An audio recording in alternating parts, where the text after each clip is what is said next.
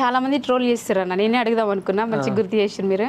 చాయ్ పైసలు అడిగిండు మల్లన్న అని ట్రోల్ చేస్తారు. అసలు ఈ చాయ్ పైసలు అడిగేది అన్న ఎక్కడ నేర్చుకున్నాడు, ఏ బుక్లో నేర్చుకున్నాడు, ఎక్కడ ఏం చదివి నేర్చుకున్నాడు, ఎక్కడ నుంచి అంటే నాకు ఉన్న నాకు తెలిసిన కొంతవరకు అయితే నాకు తెలిసింది కొంతవరకే అన్న. దాని గురించి మీకు పూర్తిగా తెలుసు అని నేను అనుకుంటున్నా, ఎందుకంటే కొంత అన్నతో కలిసి జర్నీ చేసారు కాబట్టి.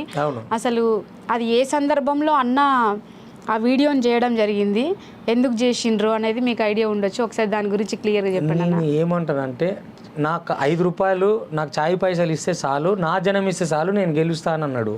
ఈ సోకాల్డ్ బహుజనవాదులకు ఈ విషయం అర్థమైతే ఒకసారి చెంచాగిరి అనే పుస్తకం కొనుక్కోండి. అందులో మాన్యశ్రీ కాన్షీరామ్ సార్ ఏం చెప్పిండు తెలుసుకోండి, చదవండి. ముందు చదవలేదని కాదు, తెలుసు. పర్సనల్ గడిచినప్పుడు మీకు ఏవి కనపడవు, ఏ సూత్రాలు వినపడవు, దానికి మనం ఏం చేయలేము. కాబట్టి ఆయన ఏం చెప్పిండు, నీ జాతి మెజారిటీ జాతి ఉందిరా భయ్, నీ ఓడు తలా పిడికడేస్తే అదే పెద్ద భగవాడు భూవ్ అవుతుంది.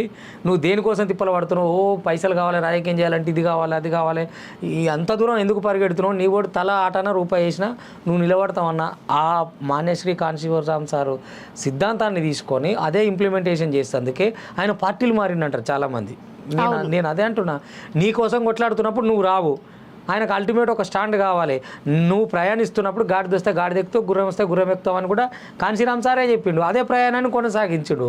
అది అర్థం చేసుకోకుండా ఇచ్చులు కచ్చకాయలు పెట్టి మనకు అప్పుడే ఇప్పుడు మళ్ళీ ఏదో వచ్చింది అన్న నాకు మంచి ఇస్తే అయిపోవనుకుంటే ఇల్లుల్లే ఉండకపోయేది కదా.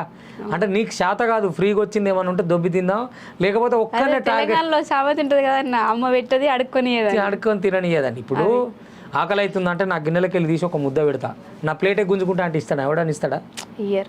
నువ్వు నీకు ప్లేట్ చేంజ్ చేయాలి, ఇంకో బొచ్చెత్తుకోవాలన్నా? మరి నువ్వెందుకు ఈ భూమి మీదకి వచ్చి నీ టార్గెట్ ఏంది, నీ లక్ష్యం ఏంది? ఒక వ్యక్తి, ఆ వ్యక్తి వాడే ముఖ్యమంత్రి లేకపోతే ఇంకేంటిది? కాబట్టి ఆయన ఇట్లాంటివి తీసుకోడు.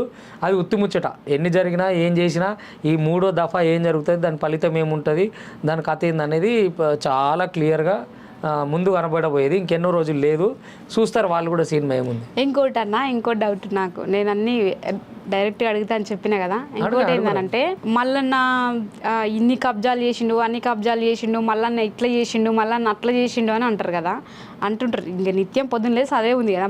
నినాక మనం ఒకటి చూసిన పెద్ద విషయం ఏంటంటే, ఇన్స్టాగ్రామ్లో చూసిన మల్లన్నకి ఒక ఆయన చెప్తాడు, ఆయన ప్రత్యర్థి ఆపోజిట్ అభ్యర్థి కావచ్చు ఆయన చెప్తుండు, మల్లన్నకి కార్లు ఉన్నాయి, బంగ్లాలు ఉన్నాయి, బిల్డింగ్లు ఉన్నాయి, మల్లన్నకి ఇది ఉంది, మల్లన్నకి అది ఉంది అని చెప్పి అంటాడు.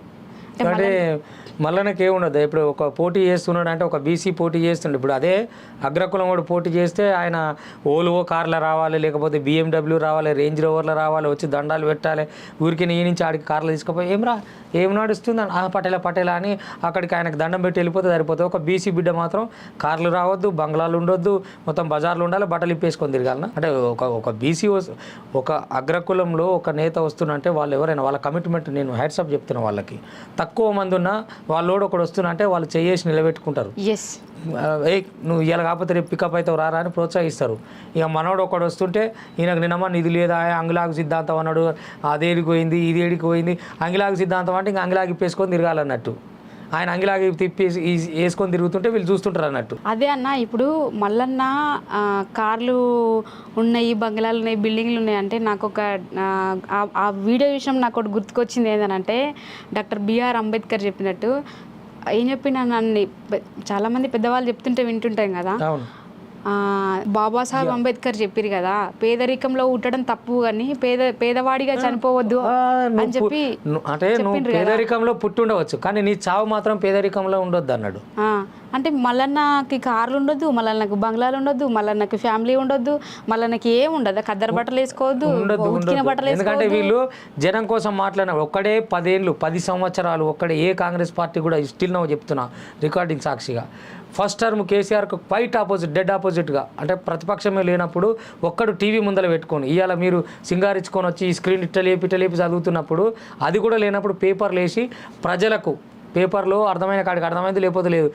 ఛాయ్ కొట్ల దగ్గర, ఛాయ్ దుకాణాల దగ్గర పేపర్ చదువుకునే ఉండే ముసలోళ్ళకు ఈజీగా అరటిపండు నోట్లో ఒలిచినట్టు ఒలిచిపెట్టి రాజకీయం అంటే ఏంటిది, వాళ్ళు ఏం చేస్తారు, ఏదేం చెప్పిండు, ఎక్కడ ఏం చేసిండు, ఒక్కడు ప్రతిపక్షమై నిలబడ్డాడు. మొబైల్లో రికార్డ్ చేసి మార్నింగ్ న్యూస్ చదువుతుండే ఆయాలు ఎటువైనాయి?